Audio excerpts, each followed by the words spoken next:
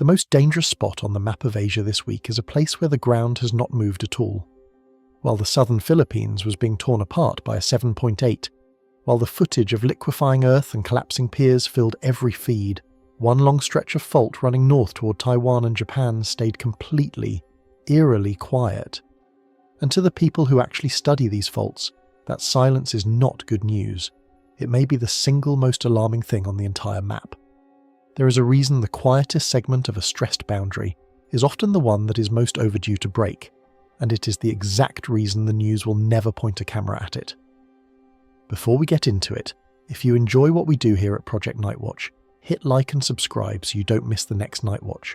Drop a comment and tell me where you're watching from tonight. Now let's break this down. Part 1. The ground that wouldn't hold still. There is a video coming out of the southern Philippines right now that does not look real. The ground is moving, not the buildings, not the furniture, not the trees in the wind. The ground itself, the solid earth under a paved road, is rolling in long, slow waves like the surface of a lake when you drop a stone into it. People are standing on it, trying to stay upright, and they cannot, because the thing they have trusted their entire lives to stay still has stopped being still. That footage came from an earthquake measured at 7.8, and it struck offshore near Sarangani, off the southern tip of Mindanao, on the edge of the part of the planet we call the Ring of Fire. I want to be careful with you from the very first sentence of this video, because the way this story is being told to most people is wrong. You are seeing these clips one at a time. A pier breaking apart here, a family running from a kitchen there, a boat surging against a dock somewhere else. Each one arrives on your screen as its own little disaster, 30 seconds long, captioned with a magnitude and a death count, and then the feed scrolls on and the next thing takes its place. And that is exactly how you end up missing the actual story. Because the real story this week is not any single one of those clips. The real story is what happens when you stop looking at them one at a time and start looking at the map they all belong to. That is what we are going to do tonight. We are going to take the violent earthquakes that are hitting Asia right now, the ones the news is showing you in isolation, and we are going to lay them out on a single map and ask what they actually add up to. And I will tell you up front that the answer is not the one you are expecting. The answer is not that everything is connected and the planet is breaking apart in some coordinated convulsion.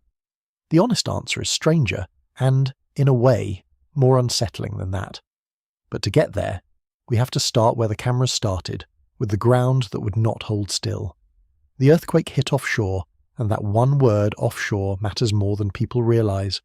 Philippine officials have settled on a magnitude of 7.8. The people who felt it, the ones standing in those videos, did not describe it like a 7.8. They described something that felt like a 9, something so far past their experience that their first instinct was that the world was ending, and the depth tells you why. This rupture happened roughly 33 kilometers down, about 20 miles beneath the seafloor, and for an earthquake of this size that is shallow. The shallower a large quake is, the less rock there is between the rupture and the surface to soak up the energy before it reaches the people living on top of it. So all of that violence arrived almost undiluted at the coastline, where towns sit on soft ground right next to the water. It collapsed buildings, it cracked roads, it tore open the earth, it shoved enough water to trigger tsunami warnings across the region, and at least one wave came ashore. We will talk later about how big that wave actually was, because the number is going to surprise you and it teaches you something important about how these events kill. But for right now, hold on to the picture. A major offshore earthquake, shallow, right next to crowded coastline, on one of the most dangerous tectonic boundaries on Earth.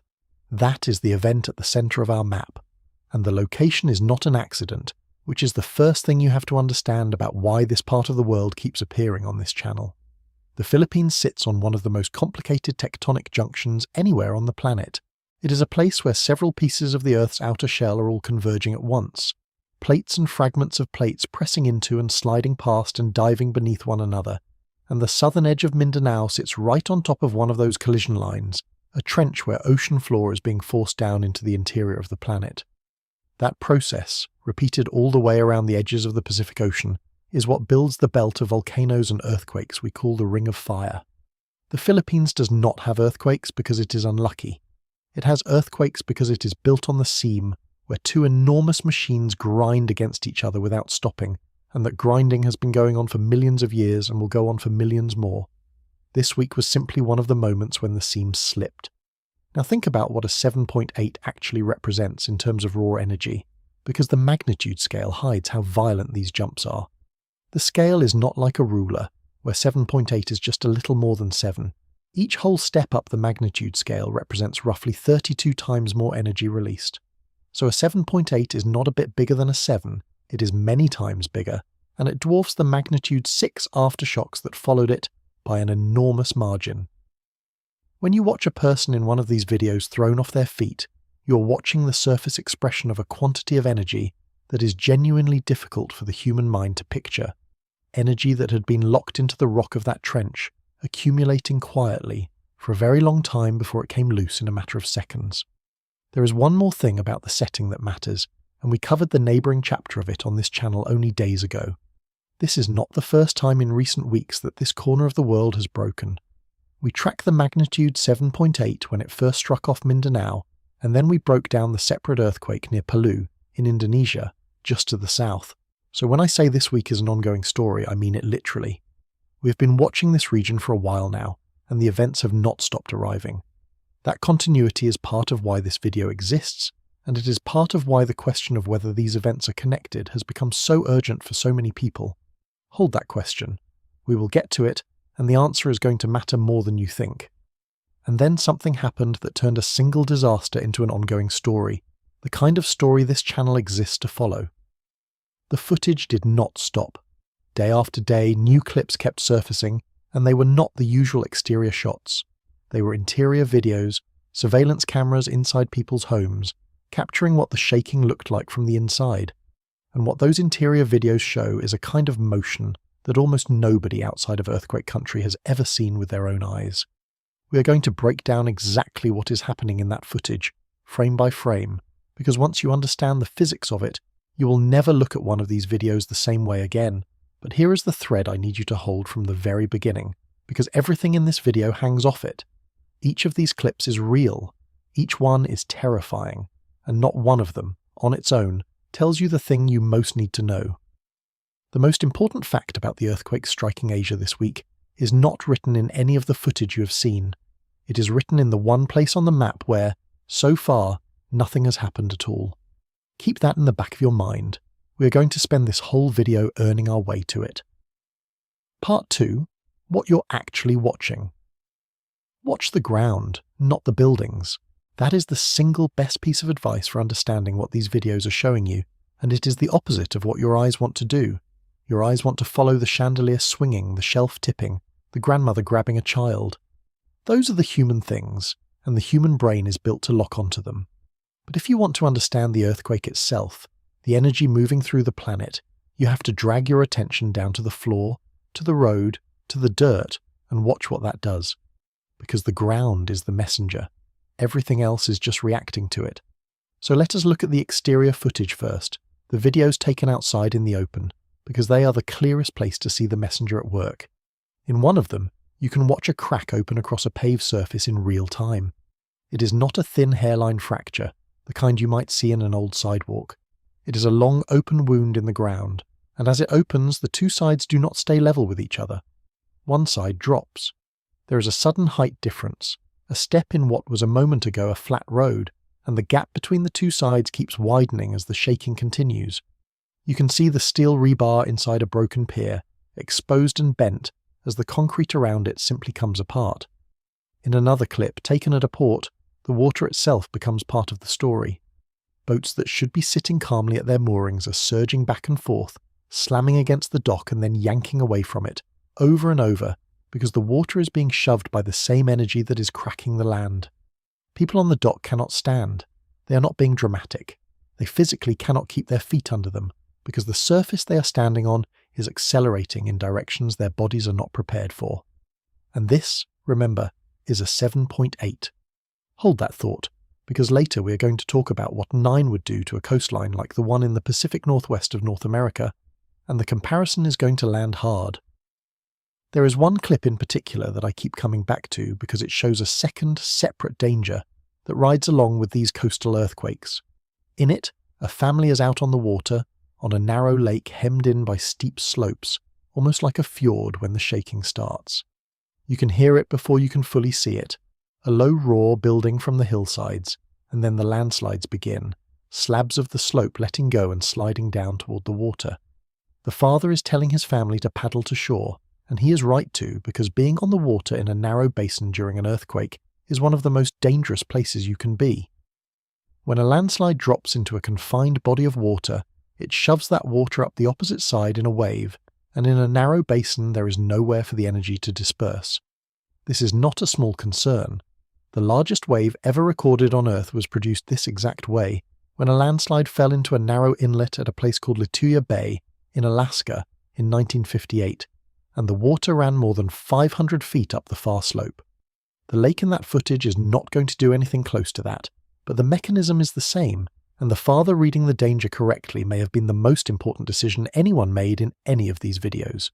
So keep dragging your attention back to the ground, because the ground is still the messenger, and it has more to tell us. People in these videos kept saying the same thing afterward, that they had never seen the Earth behave that way, and they were not exaggerating for the camera. The reason the footage is so disorienting is that our entire sense of stability, the thing we never even think about, is built on the assumption that the ground does not move. We trust it so completely that when it betrays that trust, the mind reaches for impossible explanations, for something supernatural, because the ordinary explanation, that solid rock is rolling like the surface of the sea, sounds more unbelievable than the supernatural one. But the ordinary explanation is the true one, and it is more interesting than any myth, because it can be measured, predicted, and understood. The ground in these videos is not haunted. It is obeying physics precisely, and the physics is about to tell us exactly how much energy is moving through this part of the planet right now. Then there is the vegetation, and this is the detail that tips people from frightened into disbelieving. In several of these videos you can watch grass and small trees and roadside plants moving in waves, not swaying in a breeze, rolling. A ripple passes through the plants the same way a ripple passes across a field of wheat when the wind crosses it, except there is no wind, and the thing doing the rippling is the ground beneath the roots. It looks, frankly, like something is moving underneath the surface, like the earth has become a sheet being shaken out. And I understand why a person watching that would reach for a supernatural explanation, because it does not match anything in ordinary experience. But it is not supernatural. It is physics, and it is physics we can name precisely, which is exactly what we are going to do in a moment. Now bring all of that inside, because the interior footage is where this goes from frightening to almost incomprehensible. Inside a home, the camera shows a room where the walls, the floor, the furniture, and the ceiling fixtures are all moving at once, but not in the same direction. Something is going up and down while something else is going side to side while the whole frame seems to rotate. Witnesses kept reaching for the same comparison without coordinating with each other. They said it felt like being inside a mixer, like being stirred in a pot. People could not get out of a chair. A woman could barely cross a room to reach a child. Objects came off shelves and off walls and landed on beds. The motion was not a simple back-and-forth sway that you could brace against. It was coming from every direction simultaneously, and that is why it was so disabling. Pay attention, too, to how long it lasts in these clips, because duration is its own kind of horror that the magnitude number does not capture. A small earthquake is over in a second or two, a sharp jolt and then stillness. A great earthquake can shake for a minute, 2 minutes, in the largest events even longer, and every second of that is the surface waves continuing to roll through. When you watch one of these interior videos in full, the thing that gets under your skin is not any single moment but the way it keeps going, and going, past the point where the people inside expect it to stop, past the point where they have run out of ways to protect themselves, into a stretch of time where all they can do is hold on and wait for the planet to finish.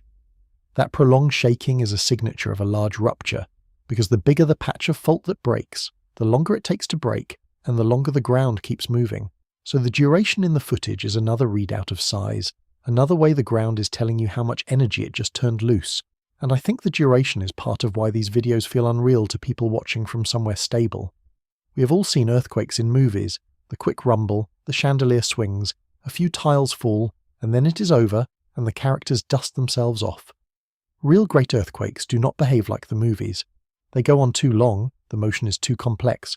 The ground does things that no special effects team would bother to animate because an audience would not believe them. That mismatch between the footage and our pop culture expectations is exactly why so many people watching Assume the clips must be fake or exaggerated. They are not. If anything, the footage undersells it, because a phone screen cannot give you the sound, or the duration in your bones, or the animal terror of a surface that will not return to stillness. So we have a real and specific mystery on our hands, and it is a good one. Why does the ground open into waves? Why does the inside of a house move like it is being stirred? These are not the same motion, and yet they came from the same earthquake, in the same minutes, sometimes only a few hundred meters apart. The news will show you the footage and tell you it was a big earthquake, and then move on, as if big earthquake is the whole explanation. It is not. There is a precise reason the ground behaved like liquid, and the rooms behaved like blenders, and the reason involves two completely different kinds of wave moving through the planet at the same time. Once you understand those two waves, the footage stops being chaos and starts being readable. Let me show you the first one. Part 3. The Two Waves. An earthquake does not send out one kind of shaking. It sends out a whole family of waves, and they travel at different speeds, and they move the ground in different ways, and the reason that matters is that the footage you have been watching is the sum of several of them arriving at once. The very first waves to reach you are the fast ones that travel through the body of the planet, the ones seismologists call P waves and S waves. The P wave is a compression, a push and pull, the same way sound moves through air. The S wave is a shear, a side-to-side shimmy. These are the waves a seismograph picks up first, and they are often what you feel as the initial jolt. But they are not, for the most part, what is doing the spectacular damage in these videos. The waves that turn the ground into a rolling surface and the room into a mixer are slower, and they travel along the surface of the planet rather than through its interior. There are two of them, and they could not be more different. The first surface wave is called the Rayleigh wave, and it is the one that makes the ground roll. Picture how a wave moves across water. A floating cork does not get carried along with the wave. It goes up, forward, down and back, tracing a little circle, while the wave itself passes underneath it. A Rayleigh wave does almost exactly that to solid ground. As it passes, the surface moves in a rolling elliptical motion, combining up and down with back and forth, so that a point on the road rises, slides, drops and returns. When millions of those points all do it together in sequence, you get a wave that you can actually watch travel across what should be solid earth. That is the ripple in the vegetation. That is the road moving like the surface of a lake. The Rayleigh wave is the reason the ground in these clips looks like water, because in a real and physical sense it is moving like water, just much more slowly and with much more force. Now keep the central question of this whole video in view while we do this, because the physics is not a detour, it is evidence. We are trying to figure out what these earthquakes actually add up to, and one of the things we most need to know is how much energy is moving through the crust right now. The waves are the answer to that. A ground surface that rolls hard enough to throw a standing person is a ground surface carrying an enormous amount of released energy. So when you watch the road ripple, you are not just watching a special effect. You're watching the planet show you the size of what it just did. The second surface wave is the one with the gentle name and the brutal behaviour. It is called the love wave, named after a mathematician named Love, and there is nothing loving about what it does to a building. A love wave does not roll the ground up and down. It whips it horizontally side to side, perpendicular to the direction the wave is travelling. Imagine grabbing the bottom edge of a rug and snapping it sideways. Everything standing on that rug gets dragged hard in one direction, and then hard in the other. That horizontal whipping is especially destructive to structures, and the reason is mechanical. A building is very good at carrying its own weight straight down. It is not good at being dragged sideways at its base while all that weight is still pressing down from above. The love wave drags the foundation one way while the mass of the building wants to stay where it was, and that tearing mismatch is what snaps columns, shears walls, and fails the connections that hold a structure together. There is a cruel refinement to how the love wave does its damage, and it has to do with a property called resonance. Every building has a natural rhythm, a frequency at which it likes to sway, and tall buildings sway slowly while short ones sway fast. If the rhythm of the seismic waves happens to match the natural rhythm of a building, the shaking does not just push the building, it pumps it, each wave adding to the last the way you add energy to a child on a swing by pushing in time. A building caught in resonance can be shaken far harder than its neighbour of a different height standing right beside it, which is why earthquakes so often leave one structure in ruins and the one next to it nearly untouched. The The waves did not play favourites out of malice. They simply matched one building's rhythm and missed the others, and the soil underneath makes all of this worse or better depending on what it is made of. When seismic waves pass from hard rock into soft, loose sediment, they slow down, and as they slow, they grow taller, the same way ocean swells rear up as they move from open water into the shallows of a beach. Soft ground can amplify the shaking it receives several times over, compared to solid bedrock right next door. So a town built on a river delta or reclaimed coastal fill, exactly the kind of ground these Philippine coastal communities sit on, can experience violently stronger motion than a town the same distance away built on rock. This is why the same earthquake produces such wildly different damage from one neighbourhood to the next, and it is a thread we're going to pick up directly in a moment, because soft saturated ground does not just amplify shaking. Under the right conditions, it can stop being solid ground at all. For a sense of scale, these surface waves are not slow in human terms, even though they look slow on video. They travel through the crust at speeds measured in kilometres per second, fast enough to cross an entire region in the time it takes to read this sentence, which is why the shaking arrives almost everywhere at once, and why there is so little warning. What looks on a phone screen like a lazy ripple in a road is actually a front of energy moving faster than a rifle bullet, and the only reason it looks gentle is that the wavelength is so long that you're seeing one small piece of an enormous wave passing under you. There is one more thing about these different wave speeds that turns out to be quietly heroic, and it is worth knowing because it is one of the few places where humans have managed to outrun an earthquake. Remember that the fast body waves, the P waves, arrive before the slower, more destructive surface waves. The P wave is usually not the one that does the damage. It is a sharp, relatively gentle herald, racing ahead of the violence, and because it arrives first, a network of seismic sensors near a fault can detect that P wave, recognize that a large earthquake has begun, and send out an electronic alert that travels at the speed of light, far faster than the destructive waves traveling through rock. That means a city tens or hundreds of kilometers from the rupture can receive a warning seconds, sometimes tens of seconds, before the strong shaking arrives. It does not sound like much, a handful of seconds, but it is enough to stop a train, to halt surgery, to open an elevator door at the nearest floor, to let a person drop and take cover before they are thrown. Several earthquake-prone regions now run exactly this kind of early warning system, and it works because the physics we just described gives the messenger a head start over the destruction. I bring this up because it cuts against the helplessness that footage like this tends to produce. When you watch the ground tear itself apart, it is easy to feel that we are simply at the mercy of the planet, that there is nothing to be done but film it and hope. But that is not the whole truth. We cannot predict the great earthquake before it begins, and we cannot stop it. But we have learned to read the messenger so well that we can sometimes get word ahead of the worst of the shaking, and we have learned to build structures that ride the waves instead of shattering under them.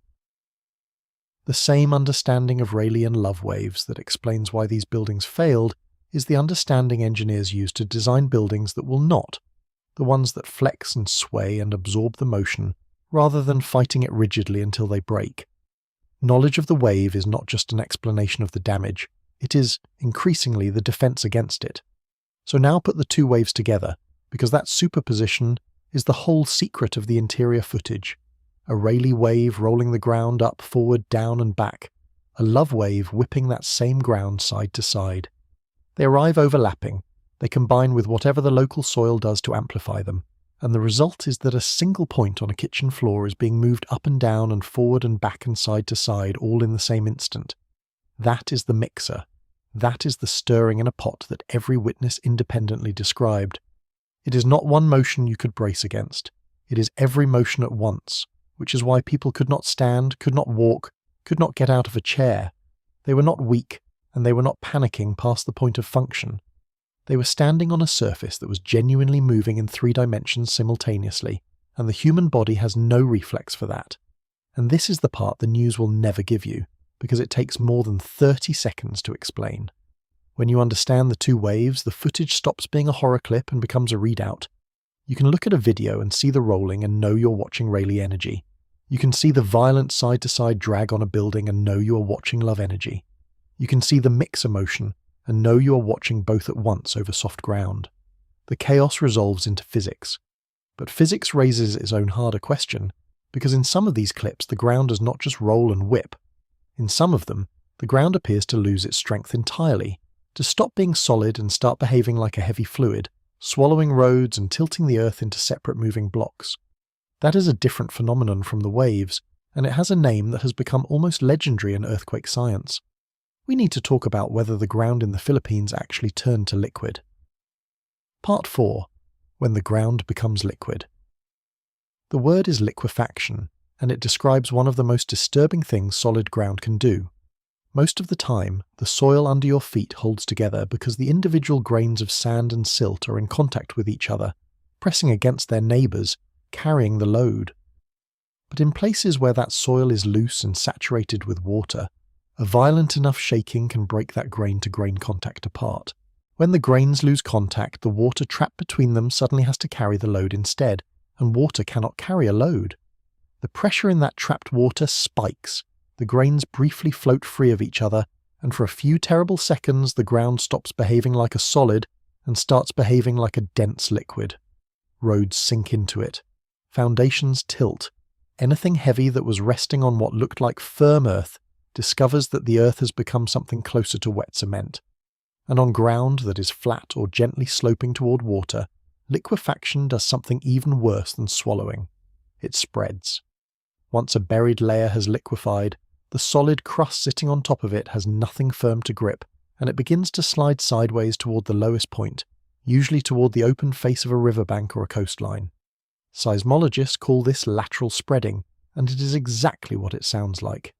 The surface pulls apart into separate blocks that drift away from each other, tearing long open fractures between them, dropping one block below the next. If you go back and look at that footage of the cracking coastal pavement, the long open fractures, the separated chunks of road at different heights, that pattern is a textbook signature of lateral spreading. The coastal setting makes it even more likely, because coastlines are where you find exactly the wrong kind of ground for this. Reclaimed land, port fill, rivermouth deposits, beach sand, low-lying saturated soil, all of it amplifies shaking and all of it is prone to failing in a way that solid bedrock simply would not. So did the ground in the Philippines actually liquefy? Here is where I have to do the thing this channel always does, the thing the headlines refuse to do, which is to tell you honestly what we can and cannot prove from the footage alone, and the honest answer is that we cannot confirm it yet. We can say the setting is right, we can say the style of cracking is consistent with it, but consistent with is not the same as proven, and there is a reason I am drawing that line carefully. There are 3 classic warning signs that tell investigators liquefaction definitely happened at a site. The first is sand boils, which are little volcanoes of water and sand that gets squeezed up through cracks to the surface as the pressure releases, leaving telltale cones of wet sediment behind. The second is pavement breaking into blocks and visibly spreading toward the water, which we may be seeing. The third is buildings tilting or sinking into the ground without fully collapsing, settling like a ship going down by the bow, because the soil beneath them lost its strength. When you look at the footage we actually have, you can see clear cracking and obvious ground failure. What you do not clearly see, at least not yet, is the sand boils, and you do not clearly see the slow, sinking and tilting of buildings into softened earth. So the responsible conclusion is that liquefaction and lateral spreading are a serious possibility in places, but that some of that cracking could just as easily be the surface waves themselves, tearing weak pavement, or landslides, or the ground settling, or the simple failure of poorly built roads. Not every crack is liquefaction. The science requires us to hold the question open. To understand why liquefaction deserves this much attention, it helps to know how thoroughly it has rewritten cities before. In 1964, an earthquake struck Niigata, in Japan, and produced some of the first famous photographs of the phenomenon. Entire apartment buildings tipped over onto their sides, intact, undamaged structurally, simply lying down because the ground beneath them had turned to fluid and let them roll over like furniture on a soft mattress. The buildings did not break. The ground holding them up stopped being solid. Decades later, in 2011, the city of Christchurch in New Zealand suffered repeated liquefaction so severe that tens of thousands of tons of wet silt were squeezed up through the streets and lawns, burying neighbourhoods in grey sludge, and parts of the city had to be permanently abandoned because the ground could not be trusted to behave like ground anymore. These are not exotic edge cases. They are what saturated soil does when a large earthquake shakes it hard enough, and they are the reason investigators look so carefully for the signs. That careful looking is exactly why the sand boils matter so much as evidence, and why I keep flagging that we have not clearly seen them in this footage. A sand boil is the fingerprint of the crime. When the buried layer liquefies and the trapped water pressure has to escape, it forces water and sand up through any crack it can find, and it leaves behind a little cone of ejected wet sand at the surface, sometimes still bubbling, a miniature volcano of mud. If you find sand boils, you know liquefaction happened, full stop. The absence of clear sand boils in the clips we have does not prove it did not happen, because the cameras were pointed at the drama, not at the quiet aftermath, and the diagnostic features can be subtle and easy to miss in shaky footage. But it does mean that an honest analyst has to say possible rather than confirmed, and the difference between those two words is the difference between science and speculation. We deal in the first one here, even when the second one would make for a more confident video. The reason all of this connects back to the central question of the night is that liquefaction is, in a sense, the ground reporting on its own hidden weakness. A fault can deliver the same magnitude of shaking to two places, and one will stand and the other will dissolve, depending entirely on what lies beneath. So the failures we are seeing are not just telling us how big the earthquake was. They are mapping out where the ground was secretly fragile all along, where the energy found the soft saturated layers and turned them against the people living on top of them. If this is starting to sound familiar to long-time viewers, it should, because we have stood in front of this exact phenomenon before. When we covered the earthquake near Palu in central Sulawesi just days ago, liquefaction was not a maybe. In the catastrophe that struck that same region back in 2018, whole neighbourhoods named Potobo and Balaroa were carried away when the ground liquefied and flowed like a river of mud, taking houses and the people inside them with it. That was one of the most extreme liquefaction events ever recorded, and it happened in the same part of the world, on the same ring of fire, under the same kind of saturated ground. So when we ask whether the Philippine coast liquefied this week, we are not asking an abstract question. We are asking whether the most destructive failure mode we have already watched destroy a city is now showing up again, a few hundred kilometres away, in the same season, on the same restless boundary. And that is the moment the story starts to widen, because once you have two of these events that close together in space and time, the human mind does something automatic. It starts to connect them. It starts to ask whether Palu and the Philippines and everything else shaking across the region are part of one thing. That instinct is powerful, and it is the engine behind half the fear circulating online right now. We are going to take that instinct completely seriously. But before we can judge whether these earthquakes are connected, we have to look at the piece of the story that is scaring people the most, the thing that is making them feel like this is not over. The aftershocks are not calming down the way they are supposed to. They are getting bigger.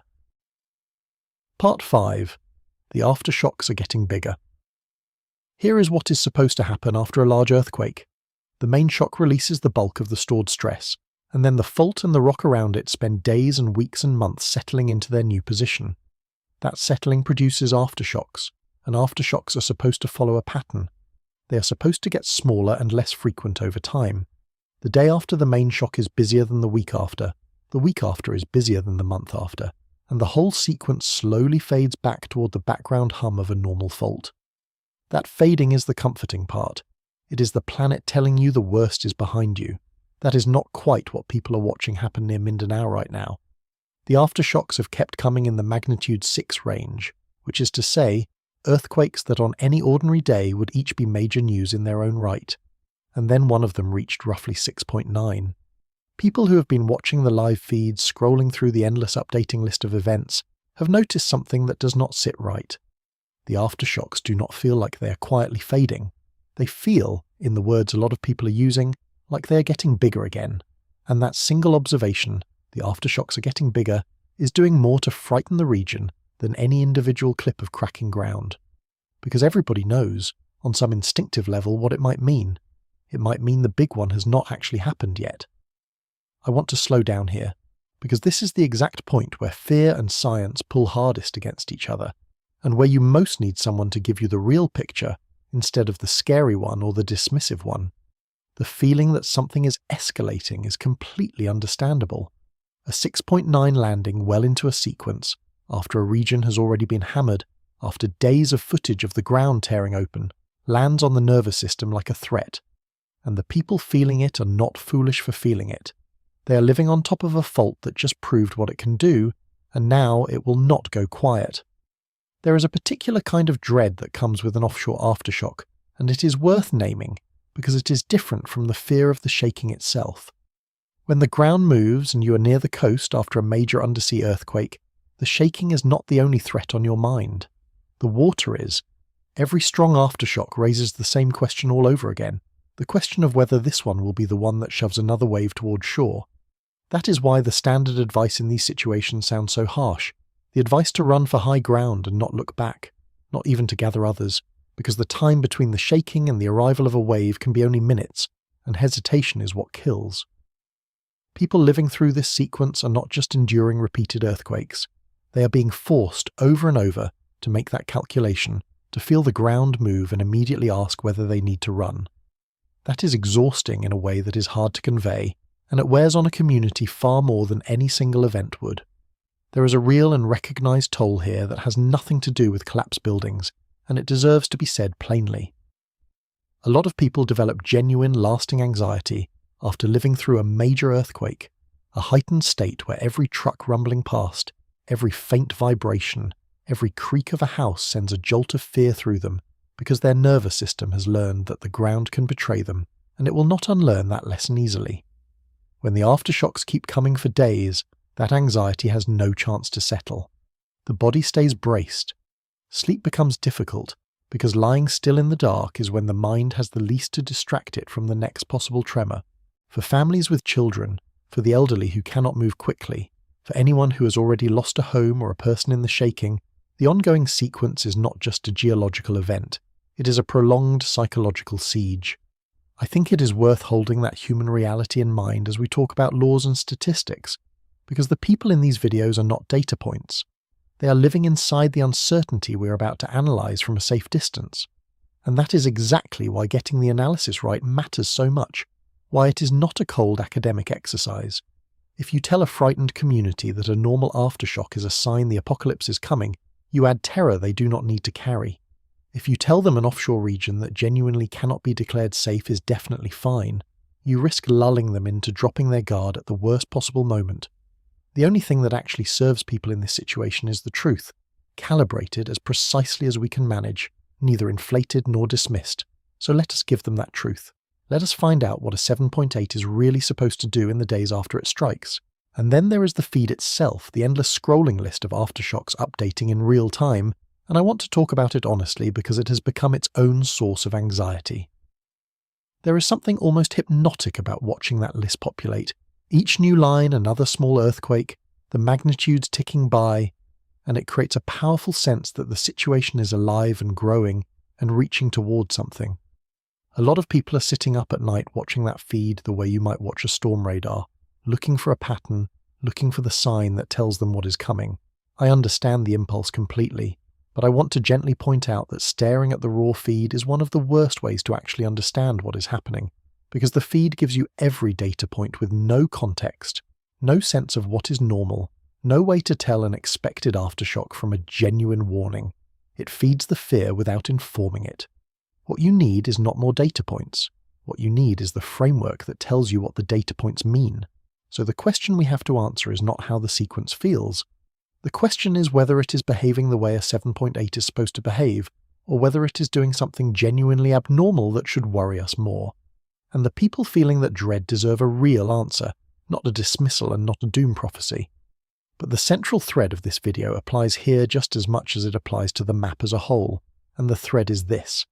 The thing that looks most alarming is not always the thing that is most dangerous, and the only way to tell the difference is to know what normal actually looks like. So we have to ask a precise question. Is a 6.9 aftershock, arriving in a sequence like this, a sign that something larger is coming? Or is it exactly the kind of thing a 7.8 earthquake is supposed to produce, behaving completely within the rules, frightening but expected? To answer that, we cannot rely on how it feels. We have to rely on the patterns that earthquake scientists have measured across thousands of sequences all over the world for more than a century. There are laws here, real statistical regularities with names, that tell us how big the largest aftershock should be, how fast the sequence should decay, and how many small ones we should expect for every large one. When you run this week's numbers against those laws, you get an answer that is neither as comforting as the dismissers want nor as terrifying as the doomsayers want. You get something more honest and, I think, more interesting than either. Let me walk you through it, because once you understand these 3 laws, you will be able to look at any aftershock sequence for the rest of your life and know roughly what you are looking at. Part 6. Foreshock, or main shock. The first law is called Barth's law, and it is almost suspiciously simple. Across an enormous number of earthquake sequences, the largest aftershock tends to be about 1 to 1.2 magnitude units smaller than the main shock that produced it. That is it. It does not matter much where the earthquake is or what kind of fault it is on. The biggest aftershock usually lands a bit more than a full magnitude step below the main event. So let us do the arithmetic for this week. The main shock was a 7.8. Subtract about 1.1 or 1.2, and Barth's law predicts that the single largest aftershock should land somewhere around 6.6 or 6.7. The largest one observed so far is roughly 6.9. That is a little higher than the prediction, but only a little, and the law has always been a rough average with real scatter around it, not an exact ceiling. So the very thing that is frightening people, that 6.9, is just barely above what a century of earthquake statistics says to expect. It is not a wild outlier, it is almost exactly what a 7.8 is supposed to throw. The second law is called Omori's law, and it describes the fading. Omori's law says that the rate of aftershocks drops off in proportion to the time since the main shock, which means the decay is fast at first and then slower and slower. But here is the part people miss. Omori's law is about the average rate, not about any individual event. A sequence that is decaying perfectly on schedule can still, on a given day, produce a large aftershock that feels like an escalation. The decay is statistical. It is a tendency, not a smooth slope, and a big late aftershock is completely consistent with a sequence that is, in the larger sense, calming down. So when somebody looks at the feed and says the aftershocks are getting bigger again, what they are usually seeing is the normal lumpiness of a decaying sequence, not a real reversal of the trend. The third law is the one that explains why the list of aftershocks is so long that you can scroll through it forever. It is called the Gutenberg-Richter relationship, and it says that for every step down in magnitude, you get roughly 10 times as many earthquakes. For every magnitude 7, expect about 10 magnitude 6s, about 100 magnitude 5s, about 1,000 magnitude 4s, and so on down. That is why a single 7.8 is followed by a flood of smaller events. It is not the planet going haywire. It is the most well-documented pattern in all of seismology, playing out exactly as it always does. The sheer number of aftershocks is not evidence that something unusual is happening. It is evidence that something completely usual is happening. These 3 laws together are also why earthquake agencies can give you something genuinely useful in the days after a big quake, even though they cannot predict the next great one. What they can do is forecast the aftershocks as a whole in terms of probability. Using these same patterns, they can say something like, over the next week, expect this many aftershocks above a given magnitude with this declining trend and a small percentage chance of an event larger than the main shock. That is real, honest, useful information. It is not prediction in the fortune teller sense, naming the day and the size of the next big one. It is statistics, describing the behavior of the swarm as a population rather than picking out any individual event. And it is exactly the kind of information that gets lost when all you're doing is staring at a raw feed of individual earthquakes with no framework to interpret them. So apply that framework to the fear gripping the region right now. The 6.9 that frightened everyone sits just slightly above what Barth's law predicts. The sense that aftershocks are getting bigger is the normal lumpiness that Omori's law allows inside an overall decay. The endless scrolling list is Gutenberg and Richter, doing exactly what they always do. Point by point, the thing that feels abnormal turns out to be textbook. That should be reassuring, and to a degree it is. But I am not going to let you walk away with false comfort either, because there remains that one possibility the statistics can describe but never eliminate. The possibility that turns a main shock into a foreshock, and it is the possibility that keeps this from ever being a closed case.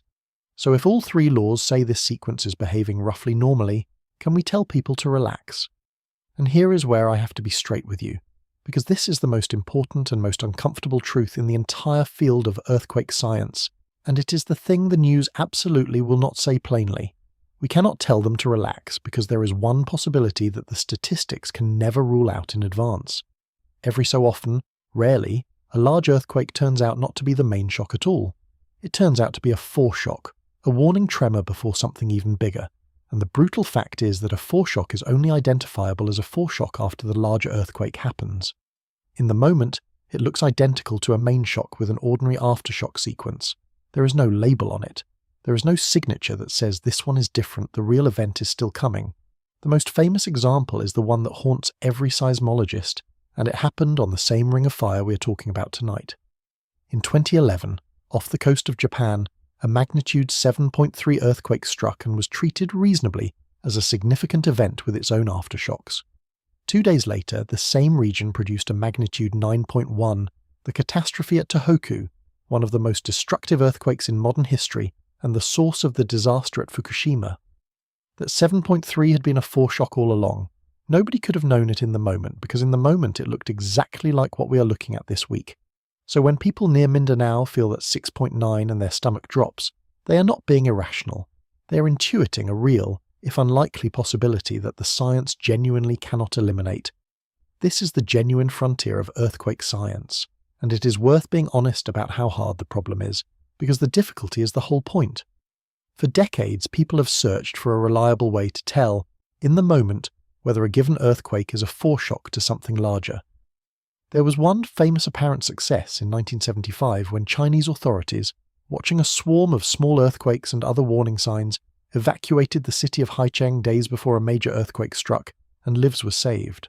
For a moment it looked like prediction was possible, and then the very next year, in 1976, an enormous earthquake destroyed the city of Tangshan with essentially no recognized warning at all, killing a catastrophic number of people, and the dream of reliable prediction collapsed. The lesson seismologists drew from those two events sitting side by side is the lesson we still live with. Sometimes the warning signs are there, and sometimes they simply are not, and you cannot know in advance which kind of situation you're in. The foreshock is invisible as a foreshock until the larger event reveals it. What that means in practice is that the responsible authorities in a situation like this one do not issue predictions, because they cannot, but they also do not declare the all clear, because they cannot do that either. They raise the level of watchfulness, they tell people to be ready, and they wait with everyone else for the fault to decide. It is an uncomfortable posture, this holding of two possibilities at once, but it is the only intellectually honest one, and pretending otherwise in either direction, either false reassurance or false alarm, does real harm to the people who have to live on that ground. But unlikely is the key word, and it deserves its weight. The overwhelming majority of large earthquakes are not foreshocks. Only a small fraction of major events, somewhere in the rough range of 1 in 10 or 1 in 20 depending on how you count, are followed by something larger. The honest position, the only defensible one, is to hold both of those truths at the same time. The sequence is most probably behaving normally and decaying as it should, and it cannot be declared safe because no one can read the future of a fault. That is not a satisfying answer. It is not supposed to be. It is the real one, and the real one is what we deal in here. The way you live with that kind of uncertainty is not prophecy. It is preparation, and preparation starts with looking at the whole map instead of one fault, which is exactly where we're going next, because Mindanao is not shaking alone. Part 7. The map nobody is showing you. Pull back from the Philippines now. Zoom out until the southern Philippines is just one point of light on a much larger map, and watch what else is glowing. Because if you only follow the single biggest headline, you miss the pattern, and the pattern is the only thing that can tell you whether this is one story or many. So let me lay out the rest of the lights for you, the way someone watching the global feeds in real time has been watching them this week. Start with the earthquake we covered just days ago. Near Palu, in central Sulawesi in Indonesia, the ground broke again in a shallow magnitude 6.7, in a place that has every reason to make people flinch, because that is the same region that suffered the catastrophe in 2018. Move from there and follow the activity as it steps south. Down along the Java Trench, the long subduction boundary running beneath the southern edge of Indonesia, the feeds lit up with a swarm of aftershocks and then a migration, with a magnitude 5.1 registering on the southern and eastern end of that trench, as if the activity were walking down the boundary one step at a time. Cross to the other side of the region and New Zealand, which had been comparatively quiet, suddenly produced a cluster of magnitude 4 events, 4s and a 4.5 and a scatter of 3s, across an area that sits on top of two of the most dangerous fault systems in the southern hemisphere, the Alpine Fault and the Hikurangi subduction zone.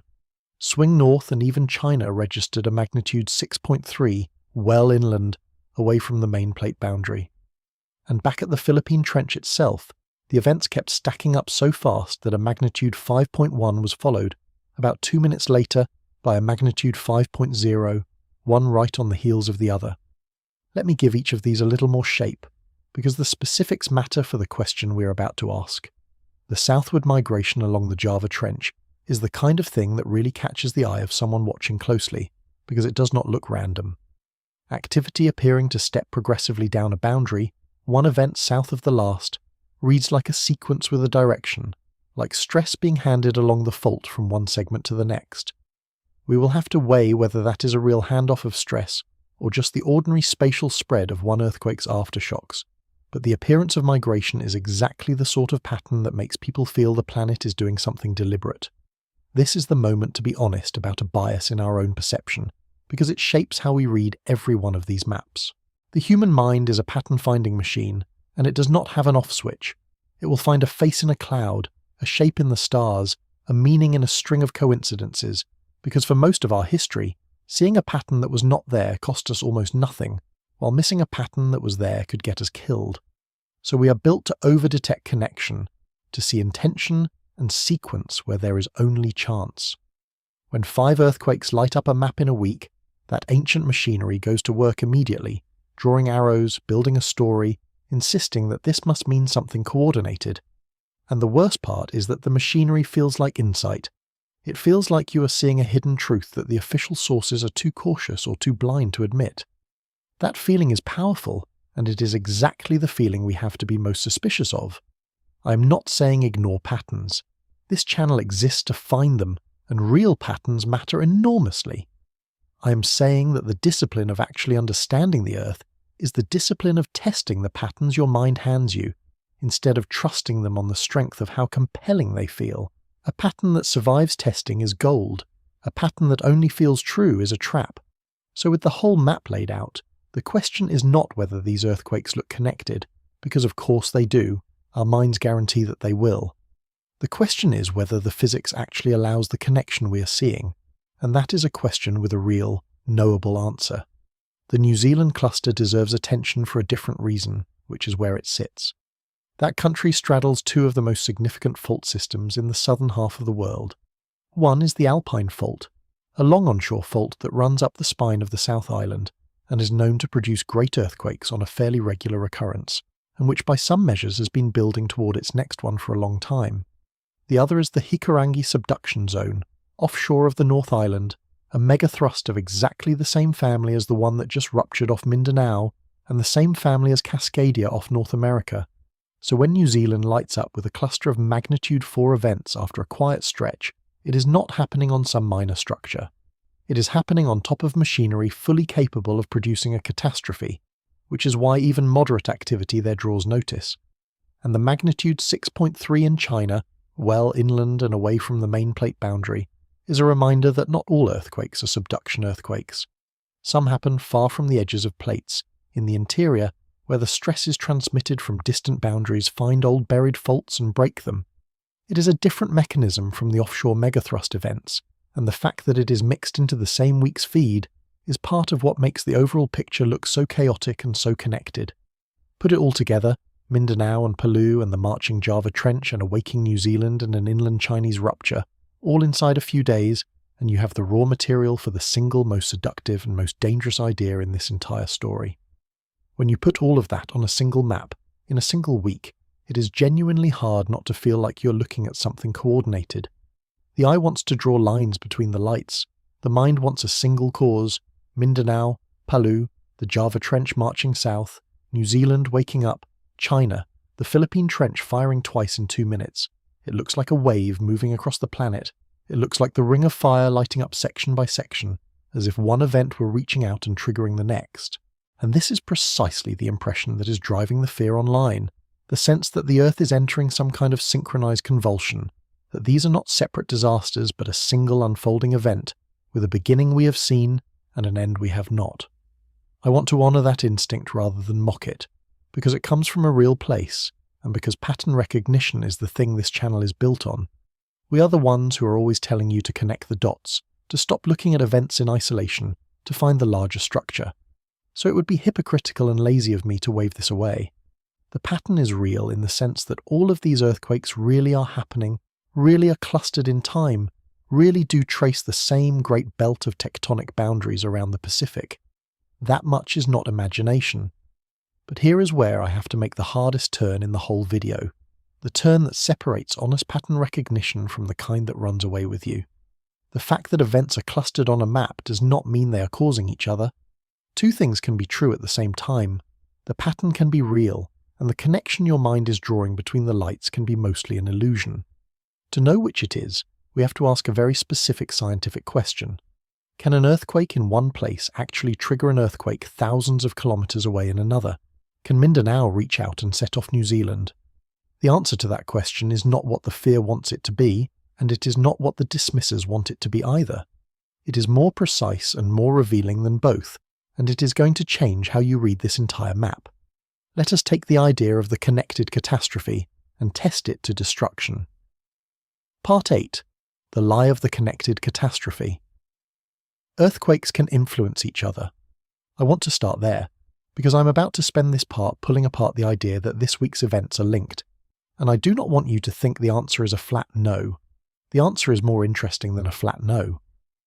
There are two real ways one earthquake can affect another, and understanding the difference between them is what lets you read the map correctly instead of being scared by it. The first way is called static stress transfer.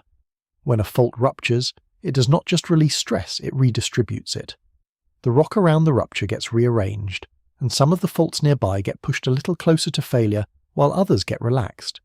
This is real, it is measurable, and it genuinely does set off follow-on earthquakes.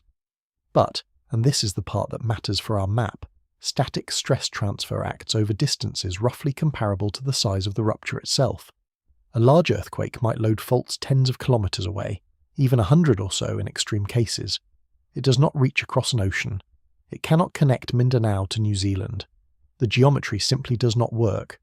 The stress change from one rupture has faded to nothing long before it could cross thousands of kilometers of the planet. The second way is stranger, and it is the one people reach for when they want everything to be connected. It is called dynamic triggering, and it is the effect of the seismic waves themselves, the very Rayleigh and love waves we talked about earlier, as they sweep across the planet. When a great earthquake sends its surface waves rolling around the globe, those waves can give a tiny nudge to a distant fault, and if that fault was already sitting right on the edge of failure, the nudge can tip it over. This is documented. We have covered it on this channel before, the way a major earthquake can produce small responses on the opposite side of the world as its waves pass through. So in principle, yes, the waves from a big quake can touch faults very far away. But notice the conditions, because they are everything. Dynamic triggering produces small earthquakes, not great ones. It works on faults that were already a hair's breadth from rupturing on their own, and all the passing wave does is change the timing by a little. And the response is essentially immediate, happening as the waves pass through, not days later. So dynamic triggering cannot manufacture a magnitude 7 on the other side of the planet out of nothing. It can only slightly hurry along a small event that was going to happen soon anyway. It is a nudge, not a command. It cannot build the connected catastrophe that the fear is imagining. We actually have textbook examples of both of these mechanisms, and they show you exactly where the limits lie. For static stress transfer, the classic case is a sequence in Southern California in 1992, when a large earthquake near a place called Landers was followed just hours later by a substantial earthquake at Big Bear, a short distance away. The first rupture had rearranged the stress in the surrounding crust and pushed a nearby fault past its breaking point. That is real triggering, and it is exactly why a big earthquake produces a cluster of events in its own neighborhood. But notice the distance. Tens of kilometers, not thousands. The effect is local, and it fades fast with distance. For dynamic triggering, the most famous case is an earthquake that struck Alaska at the Denali Fault in 2002. As its surface waves rolled across the continent, they set off small earthquakes thousands of kilometers away, including a flurry of tiny quakes in the geyser fields of Yellowstone, which were already primed by hot pressurized fluids underground. So yes, the waves reached across a continent and left a fingerprint. But look at what they triggered. Tiny earthquakes, in a place uniquely sensitive because of its underground plumbing, happening right as the waves passed through. They did not trigger another great earthquake. They did not start a chain reaction. They tickled a hair trigger and produced a handful of small events, and then it was over. That is the ceiling on how far one earthquake can reach to affect another, and it is nowhere near high enough to tie this week's events into a single coordinated catastrophe. So why does the connected story refuse to die, even though the physics rules it out? Part of it is the pattern hunger we already talked about, but part of it is something more specific, a confusion between two very different meanings of the word connected. The earthquakes this week genuinely are connected in one sense. They are all expressions of the same global system, the slow churning of the planet's interior that drives every plate on its surface. In that grand sense, every earthquake on Earth is connected to every other one, because they all trace back to the same engine. But that is not the kind of connection people mean when they get frightened. They mean a direct causal chain, one event reaching out and pulling the trigger on the next, like dominoes falling. And that kind of connection, the domino kind, is the one the physics forbids across these distances. The events share a cause at the level of the whole planet. They do not cause each other at the level of individual faults. Holding those two ideas apart is the whole game. Once you do hold them apart, something clarifying happens. You stop wasting your fear on the impossible scenario, the global chain reaction, and you free it up to focus on the scenario that is real. Because here is the thing the connected story actually distracts you from. While everyone is busy drawing arrows between the earthquakes that already happened, nobody is looking at the place where the next great earthquake is most likely to come from, and that place is not in the noisy cluster at all. The connected catastrophe is a story that keeps your eyes pointed at the wrong part of the map. To find the right part, you have to do the one thing the footage never lets you do. You have to look away from the shaking. So when you put those two mechanisms together, you get the real picture, and it is the picture the central thread of this video has been driving toward. The earthquakes near Mindanao, the one near Palu, the activity stepping down the Java Trench, the cluster under New Zealand, the event in China, are best understood as separate systems, each releasing its own accumulated strain, on its own schedule, for its own local reasons, with at most a little local triggering around each individual rupture. What links them is not cause. What links them is geography and timing. They are all riding the same great belt of plate boundaries we call the Ring of Fire, and they happen to come due in the same stretch of days. The map looks connected because the Ring of Fire is one continuous structure, not because one earthquake is reaching out and setting off the next. That is a genuinely important thing to understand, because it dissolves the most frightening version of this story, the version where the planet is unzipping in a chain reaction we are powerless to stop. That is not what is happening. But I told you at the start that the honest answer was stranger than the connected catastrophe, and not necessarily more comforting, and now I have to make good on that. Because once you accept that the loud earthquakes are mostly independent, you are forced to look at the map a different way. You stop asking which lights are connected to each other, and you start asking a much more unsettling question. You start asking about the places on the map where the light should be and is not. You start asking about the silence. Part 9. The silence. Look at the map one more time, but this time do not look at where the earthquakes are. Look at where they are not. Run your eye up from the southern Philippines north past the active zone and follow the plate boundary as it continues up toward Manila, onward toward Taiwan, and then up along the chain of trenches that runs toward Japan and the stretch of seafloor known as the Nankai Trough. That whole corridor is part of the same great system of converging plates. It is under the same kind of relentless stress. It is fully capable of producing enormous earthquakes, and right now, while everything to the south of it is breaking and cracking and firing off aftershocks, that northern corridor is quiet. Unusually, conspicuously quiet. To most people, quiet sounds like good news. Quiet sounds like safe. But to anyone who studies how these faults actually work, a long stretch of stressed plate boundary that has gone quiet is not reassuring at all. It can be the single most dangerous thing on the entire map. And the reason comes down to one of the most important ideas in earthquake science, an idea called the seismic gap. Here is the logic, and once you see it, you cannot unsee it. The plates are always moving, grinding past and under each other at a few centimeters a year, every year, without rest. That motion is constantly loading the faults with stress. A fault deals with that stress in one of two ways. Either it creeps along steadily, releasing the strain in small harmless increments, or it locks. A locked fault does not move at all for a long time. It holds. It absorbs the stress year after year, decade after decade, building up an enormous reservoir of stored energy, and it stays silent the entire time it is doing so. And then, when it finally fails, it releases all of that accumulated strain at once in a single catastrophic rupture. The silence is not the absence of danger. The silence is the sound of danger accumulating. The quietest segment of a stressed boundary is very often the one that is most overdue to break. A seismic gap is exactly that. It is a stretch of an active fault that has not ruptured in a long time, surrounded by stretches that have, which marks it as a place where strain has been piling up unreleased. And the corridor running from around Manila up through Taiwan and into the Nankai Trough contains some of the most closely watched seismic gaps on the planet. The Nankai Trough in particular is one of the most intensely monitored stretches of seafloor anywhere in the world, precisely because it has produced devastating earthquakes throughout history on a recurring schedule, and because the experts who watch it know what its silence has meant before. So when the activity this week is loud in the south and silent in that northern corridor, the seismic gap idea reframes the whole map. The danger is not highest where the ground is shaking. The danger may be highest exactly where it is still. The Nankai Trough is the clearest example anywhere of why this idea keeps experts awake, because its history is written down.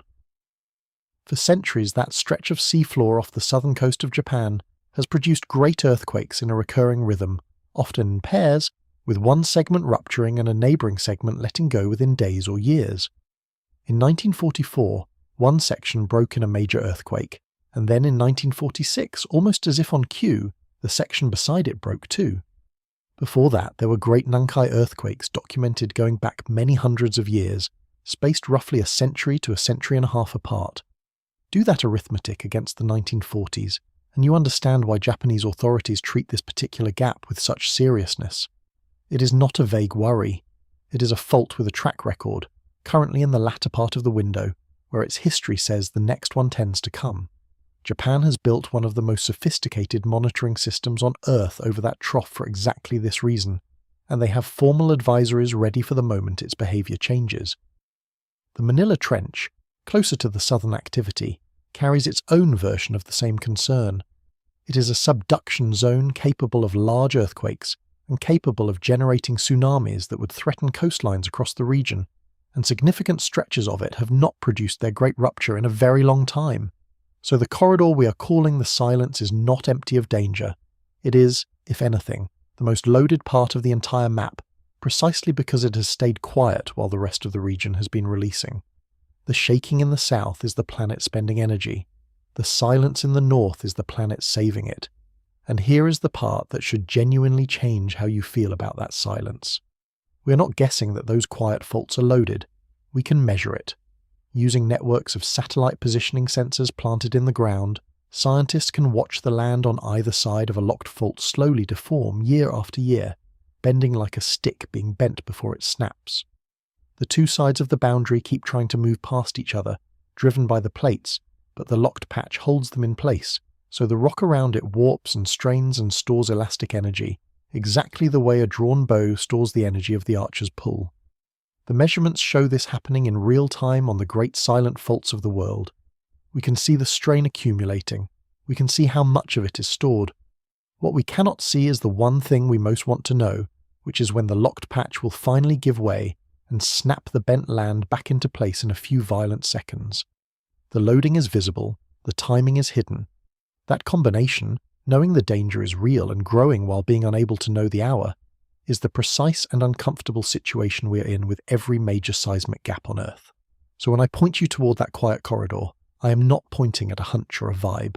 I'm pointing at faults where instruments are recording strain piling up right now, in a place that has not released in a long time, while the region around it breaks. That is the opposite of reassuring, and it is the real story under the story.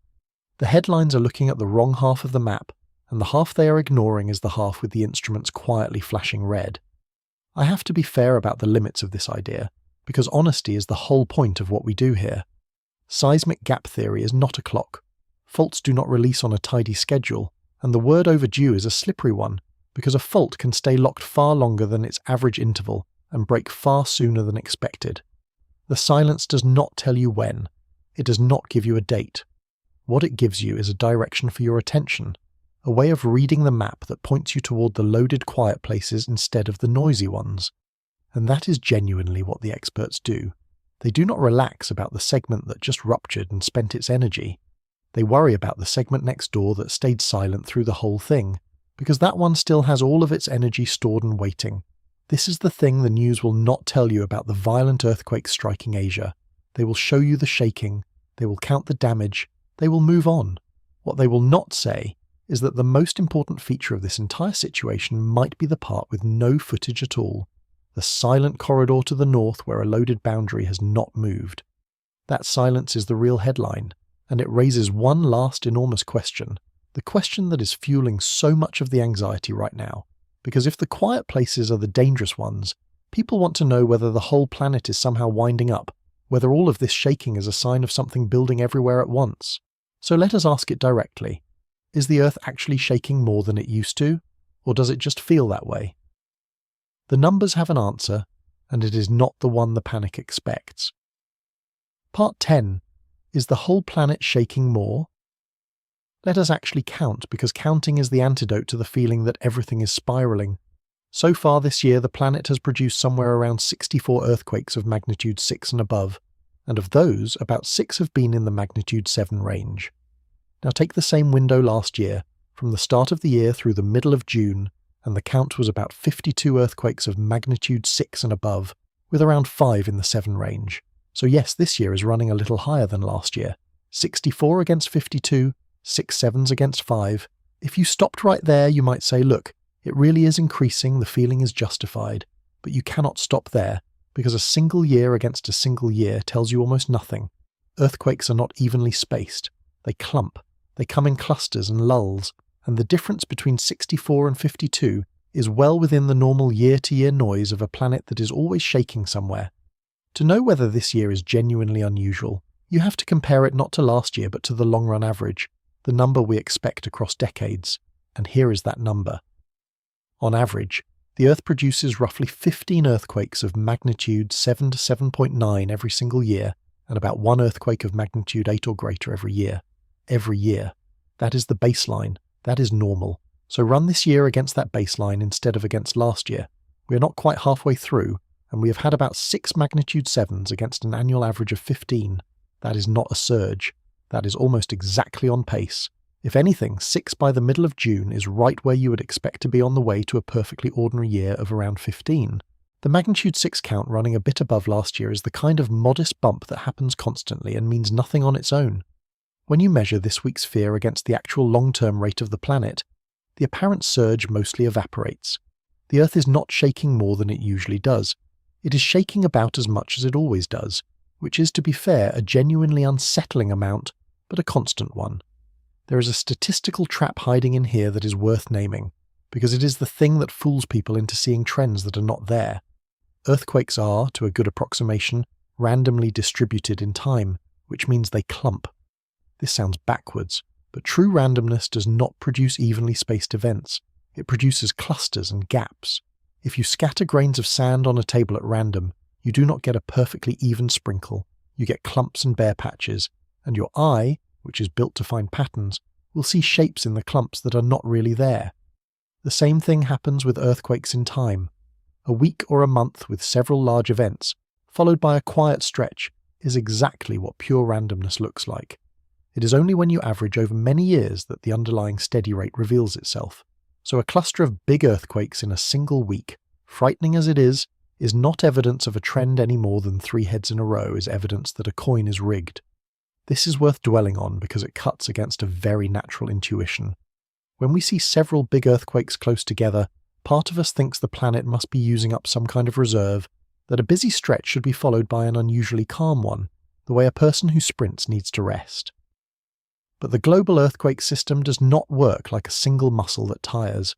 It is thousands of independent faults all over the world, each on its own schedule, each loading and releasing on its own timescale of decades to centuries, and they pay no attention to each other. The fact that several of them happen to release in the same week tells you nothing about what the others will do next week, just as the fact that several distant strangers happen to have birthdays today tells you nothing about tomorrow's births. Each fault is keeping its own private clock, and those clocks are not synchronized. The appearance of a global rhythm is something we impose on an unsynchronized system, not something the system actually has. When you really absorb that, the global surge fear loses its last foothold. There is no planetary reserve being drained, no build-up toward a worldwide release, no rhythm winding up toward a crescendo. There is only the steady, indifferent, century after century drumbeat of the Earth releasing strain wherever a particular fault happens to be ready, at a rate that has not meaningfully changed in all the time we have been able to measure it. The drumbeat feels like it is speeding up only because we have, in the last 20 years or so, wired ourselves to hear every single beat from every corner of the planet at once. And the information age does not just multiply the cameras, it multiplies the connections we draw between unrelated events. When you can see every earthquake on Earth on one screen, your mind naturally starts linking them, because they are all in front of you at once for the first time in history. A person 200 years ago who felt a local earthquake had no way of knowing that the ground had also moved in 3 other countries that same week, so they never felt the temptation to connect them. We feel that temptation constantly now, not because the world changed, but because our view of it did. We are seeing the same planet our ancestors lived on, shaking at the same rate it always has, but we are seeing all of it simultaneously, and our pattern-hungry minds turn that flood of simultaneous information into a story of escalation that the numbers simply do not support. So why does it feel so different? Why does it feel like the planet is coming apart in a way it never did before? And the answer to that is not geological at all. It is about us, and about the moment in history we happen to be living in. We are the first generation in the entire existence of the human species to be able to watch every significant earthquake on Earth, from the inside of people's homes, within minutes of it happening. Think about what that actually means. A magnitude 7 that struck a remote coastline 50 years ago might have produced a paragraph in a newspaper days later. The same earthquake today produces 100 phone videos, surveillance clips, live streams and aftermath footage, all pushed to a global audience before the dust has settled. The earthquakes have not multiplied. The cameras have. The visibility has gone up by orders of magnitude while the actual rate has stayed flat, and our nervous systems, which evolved to treat anything we witness as something happening near us, cannot tell the difference. That is the honest correction to the sense of a global surge, and it matters, because it takes one more leg out from under the panic. The connected catastrophe was an illusion of the map. The unprecedented surge is largely an illusion of the feed. But there is one more idea circulating right now that is more sophisticated than either of those, an idea that has followed this channel for as long as we have been covering earthquakes, and it deserves to be met head-on rather than waved away. People are asking whether something off the planet is driving the shaking. People are looking up at the sun and asking whether the star at the centre of our solar system is reaching down and pulling these faults apart. And the strange thing is, the current moment is just about the perfect test of that idea. Let us take it seriously. Part 11. The sun is asleep. There is a long-running idea, and it comes back every single time the Earth gets restless, that solar activity triggers earthquakes. The claim, in its popular form, goes like this. The sun goes through cycles of violence, throwing out flares and great clouds of charged particles called coronal mass ejections, and when those slam into the Earth and light up the magnetic field, the disturbance somehow reaches down into the crust and nudges faults into rupturing. It is an appealing idea. It connects the sky and the ground into one system. It gives a single hidden cause to a frightening and scattered set of events, and I understand the pull of it, because finding the one switch behind everything is enormously satisfying. We have explored this idea on this channel before, more than once, and I have always tried to treat it the same way I am going to treat it now, which is seriously and then honestly. So let us test it against this exact week, because this week hands us an almost perfect experiment. If solar activity drives earthquakes, then a week with a lot of earthquakes should be a week with a lot of solar activity. That is the prediction. That is what the hypothesis requires. So what is the sun actually doing right now, while the Earth is producing all of this shaking? The answer is that the sun is doing almost nothing. We are in a quiet stretch of the solar cycle, sliding down toward minimum, and the sun has been about as calm as it gets. The flare activity is down in the lowest category we bother to measure. There are no large coronal holes facing the Earth, no high-speed stream of solar wind battering the magnetic field, no significant storms. The sun is, for all practical purposes, asleep, and the Earth is shaking anyway. Sit with what that means, because it is the cleanest possible disconfirmation of the simple version of the claim. If the sun were the trigger, this is precisely the week we should be seeing a lull in earthquakes, a quiet Earth matching a quiet sun. Instead, we have a quiet sun and an active Earth, the exact opposite of what the hypothesis predicts. Even one of the people watching the live feeds this week pointed it out directly, almost puzzled by it, noting that we are getting all of this seismic activity while there is nothing happening on the sun at all. That puzzlement is the sound of a theory failing its own test in real time. The simple solar trigger idea does not just lack support this week. The week actively argues against it. I want to be clear about why I keep coming back to this hypothesis instead of just ignoring it, because some people will wonder why I bother engaging with an idea I am going to reject.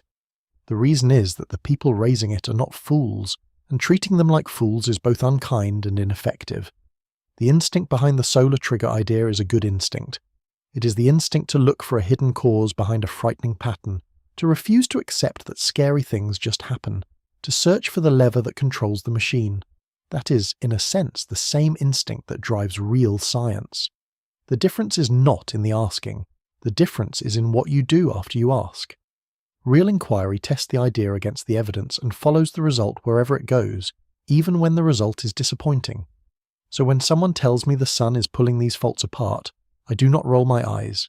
I say that is a testable claim, let us test it, and then I show them the test failing this week, in the open, with the sun asleep and the Earth wide awake. And there is a quiet cost to the solar trigger story that is worth naming, because it is not harmless. Every minute spent fearing the sun is a minute not spent understanding the thing that is actually dangerous, which is the loaded fault under your own feet. The conspiracy comforts in a strange way, because it locates the threat far away, 93 million miles away, in the sky, where you have no responsibility and no agency. The truth is closer and more demanding. The threat is in the ground, on faults we can name, and the appropriate response is not to watch the sun but to prepare your home and know what to do when the shaking starts. The sky is not the danger. The danger has always been right here, underneath us, and it does not need the sun's permission to move. Now I want to be fair because there is a more sophisticated version of the claim that does not die quite so easily, and intellectual honesty means meeting the strongest form of an argument, not just the weakest. The more careful version says that some of the largest earthquakes in recorded history have happened during the declining phase of the solar cycle, the very phase we are entering now, and it points out that the Great Tohoku earthquake in 2011 occurred during a period of relatively low solar activity. And that is true, as far as it goes. But it is exactly the kind of pattern you would expect to find by chance when you have two independent processes and you go looking for coincidences between them. Pick any busy natural process, line it up against the solar cycle, and you will find some impressive-looking overlaps if you are willing to cherry-pick the cases that fit and ignore the ones that do not. What nobody has ever produced is a reliable, repeatable physical mechanism by which the relatively gentle energy of space weather could overcome the colossal forces locked in a fault. The energy budget does not work. The numbers are not close. Let me make that energy gap concrete, because it is the part that settles the question for me. The energy stored in a major fault before it ruptures, and released when it does, is staggering, the equivalent of many large nuclear weapons going off at once. The electrical and magnetic disturbances that space weather induces in the ground are real and measurable, but they are smaller than the forces driving the fault by something like 1 billion times or more. Asking a geomagnetic storm to trigger a great earthquake is a little like asking a falling leaf to topple a building that was already leaning. If the building was already a hair's breadth from falling on its own, maybe, in the most generous imaginable case, you could argue the leaf made a difference in the timing by a fraction of a second.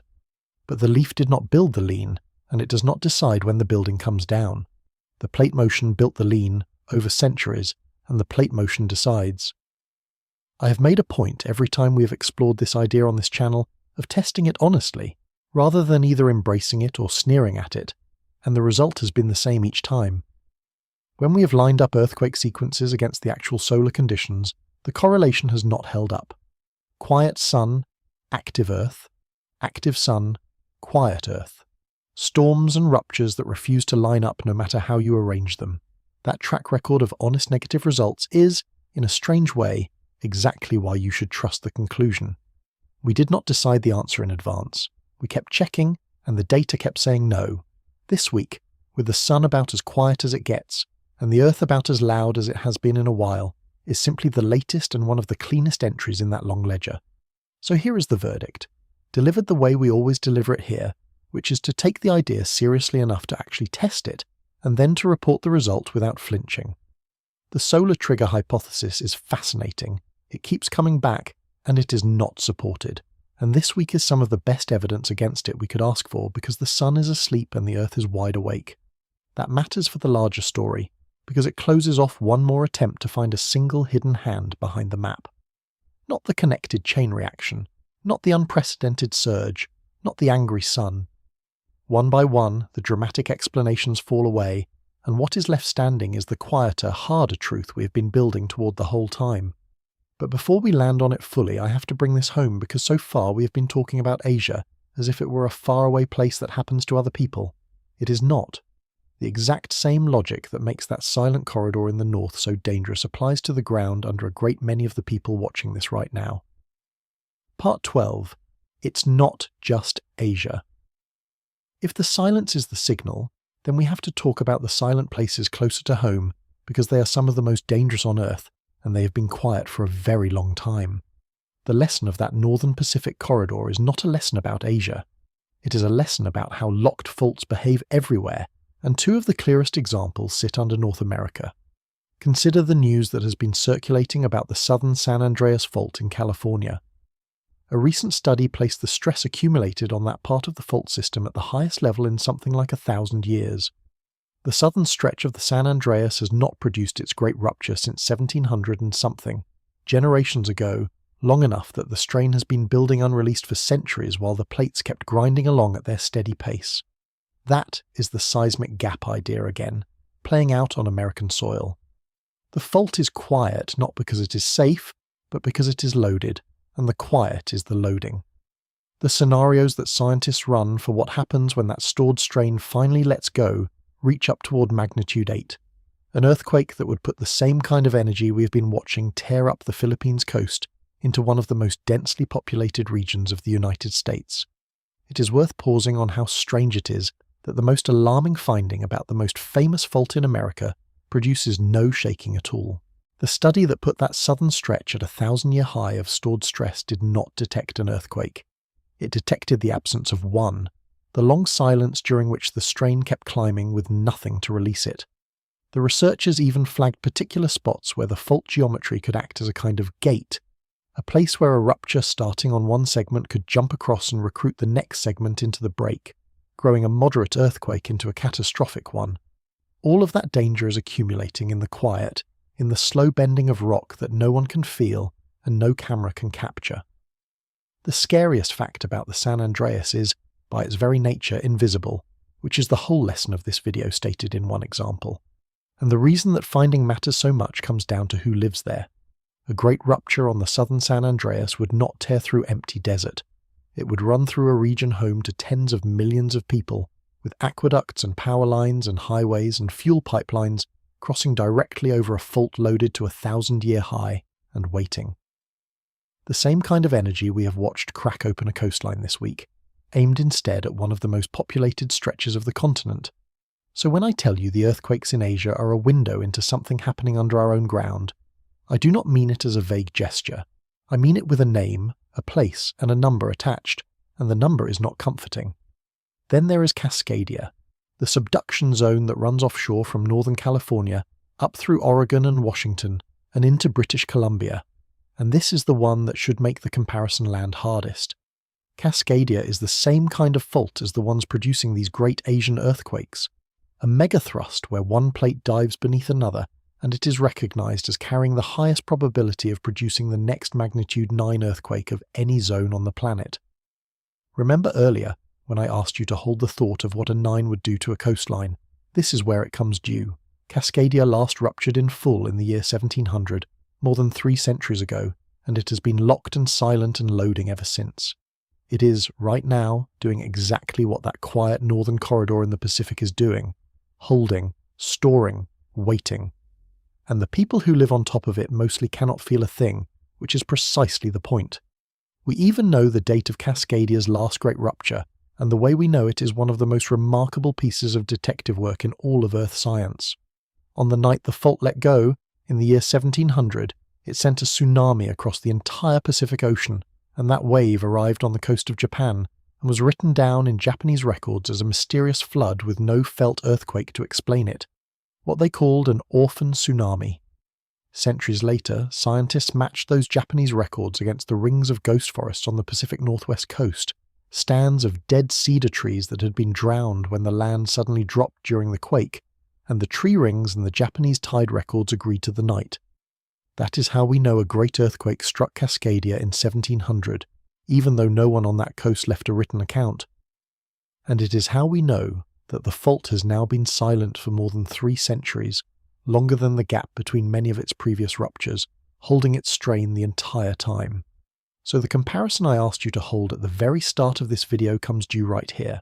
When you watch a person in the Philippines thrown off their feet by a 7.8, and then you remember that Cascadia is built to produce a 9, an earthquake roughly 45 times more energetic, on a coastline full of cities that have mostly never felt a great earthquake, you start to understand why the silence under the Pacific Northwest is not comforting at all. The people there cannot feel anything because the fault is locked, and the fact that it is locked is exactly the problem. The same is true under Southern California, the same is true in that corridor north of the Philippines. The quiet is not the absence of the threat, the quiet is the threat getting larger every single day that nothing happens. So the violent earthquakes striking Asia are not really a foreign story at all. They are a demonstration, playing out in real time with real footage, of the exact mechanism that is quietly at work beneath the feet of millions of people in North America and around the world. The shaking you are watching in the Philippines is what the stored energy looks like when it finally releases. The silence under the Pacific Northwest and under Southern California is what that same energy looks like while it is still being stored. Same physics, same fault behavior, different stage of the same cycle, and that connection, the real one, the one grounded in how the planet actually works rather than in a chain reaction across the map, is the thread that ties this whole video together. It is time to bring it all the way home and say plainly what the news will not. Part 13. What the news won't tell you. So let us settle the promise in the title because we have earned the right to answer it now. What is it that the news will not tell you about the violent earthquakes striking Asia? It is not a cover-up. I want to dispatch that idea cleanly, because some people watching are wondering whether the real scale of this is being hidden from them. It is not. The data on these earthquakes is some of the most open information on the planet. The catalogues update in real time, anyone can scroll through every aftershock as it lands, and ordinary people with phones are often faster than the official outlets. Nothing about the magnitudes or the counts is being suppressed. If anything, you are seeing more of it than any generation in history ever could. So if it is not a cover-up, what is the kernel of truth in the feeling that you are not being told everything? Because that feeling is not entirely wrong, and I do not want to dismiss it. The kernel of truth is this. Mainstream coverage of an earthquake almost always stops at the surface. It tells you the magnitude, the location, the casualty count, and it shows you the most dramatic footage, and then it moves on to the next story.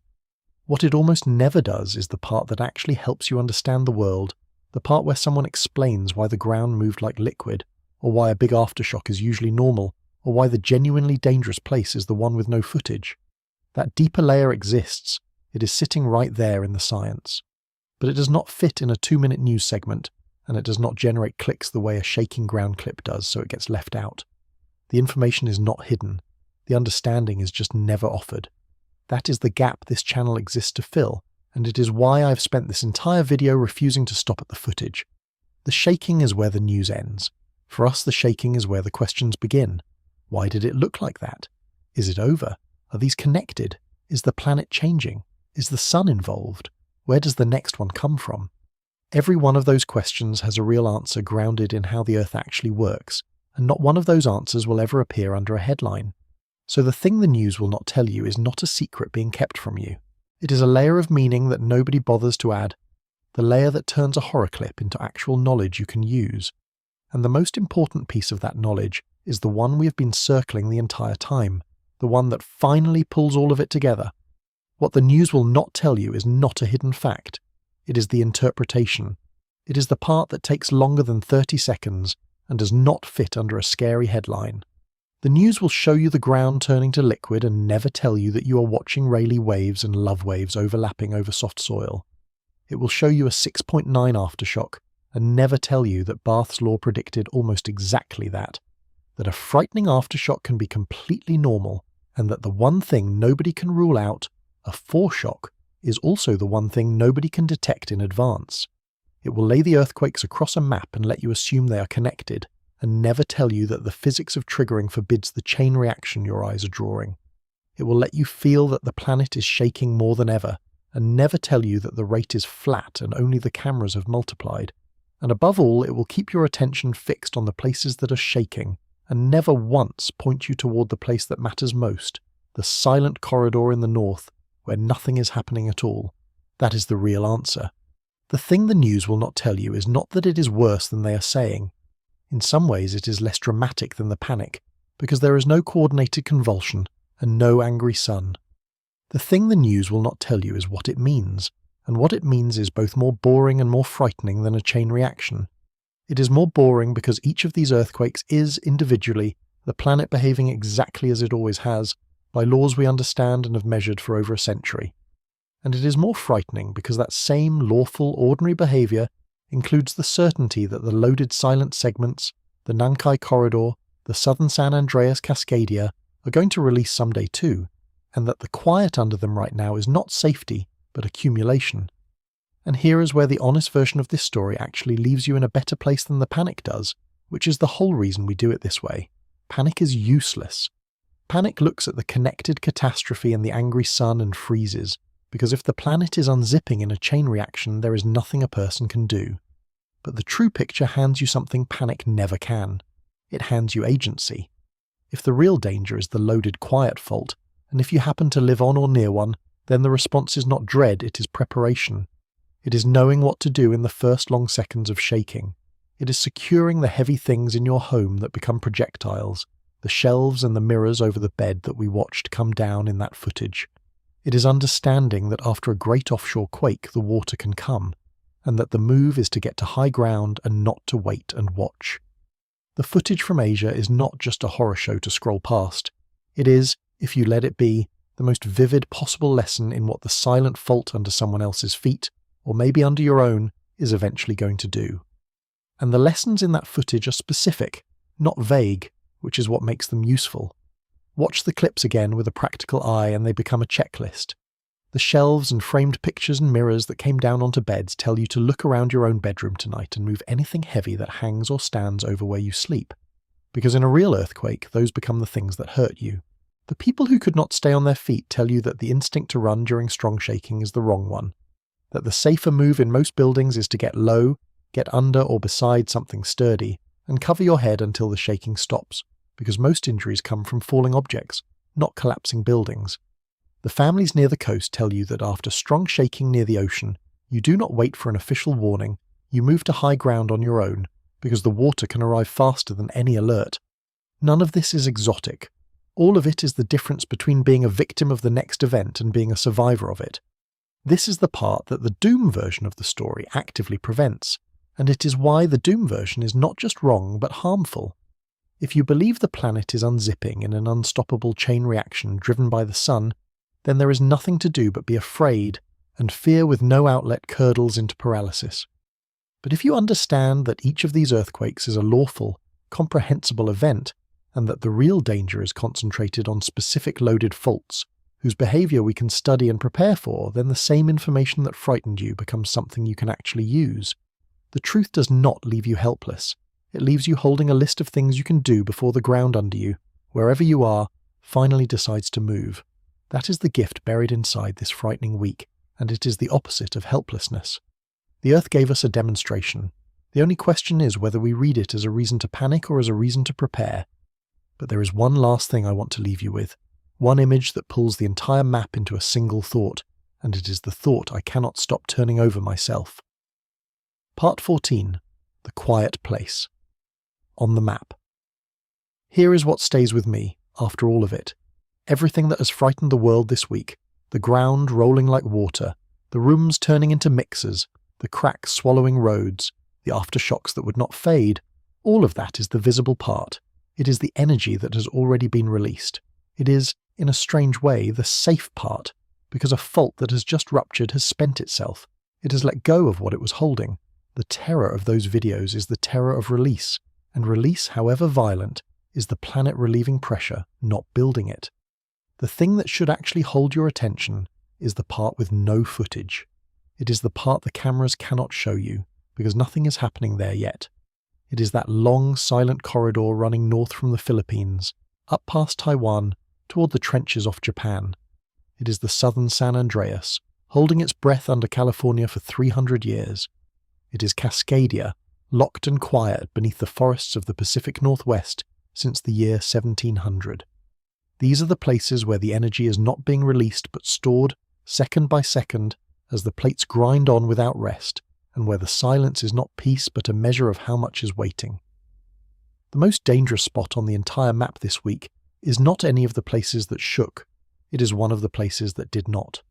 Think about how completely that inverts the way we are wired to see danger.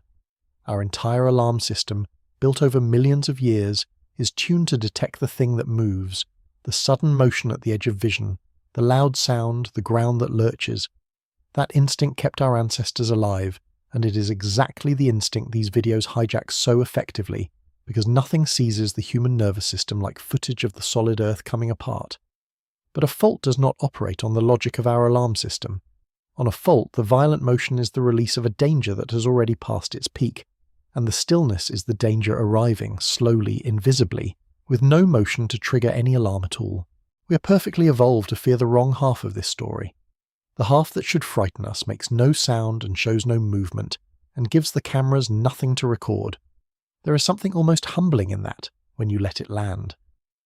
We have built an entire global nervous system of cameras and satellites and sensors, capable of showing us every tremor on Earth within minutes, and we have pointed all of it at the shaking, because the shaking is what our ancient instincts tell us to watch. Meanwhile, the thing that will actually reshape coastlines and cities, the great rupture still to come, is building in total silence on a fault somewhere that is giving off no signal a casual observer would notice. The most sophisticated monitoring civilization has ever assembled is, in a sense, still fighting the last war, transfixed by the energy that has already been spent while the energy that matters accumulates quietly off camera. The scientists know to watch the silence, the instruments are pointed at it. But the public conversation, the feeds, the headlines, the fear, all of it stays locked on the motion, on the spectacle, on the part that is, in the deepest sense, already over. And maybe that is the real reason a video like this one needs to exist. Not to add to the fear, because there is plenty of that already, and not to dismiss it, because dismissal helps no one, but to redirect it, to take the attention that the footage so powerfully captures and turn it, gently but firmly, toward the place it actually belongs. Away from the spent and broken ground in the south, toward the loaded and waiting ground to the north, and under California, and beneath the forests of the Pacific Northwest. The earthquake striking Asia gave the whole world a reason to look at the ground for once. The only question that matters is whether we look at the part that is shaking, or the part that is not. That gap between what frightens us and what should is, in the end, the real subject of this video. The earthquakes striking Asia are not a hoax, and they are not being hidden, and they are not the opening act of the end of the world.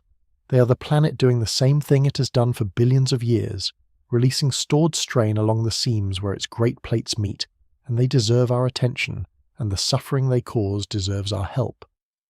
But the deepest meaning of this week is not in the shaking, it is in the contrast between the loud, spent, broken ground in the south, and the quiet, loaded, waiting ground to the north, and under California, and under the forests of the Pacific Northwest.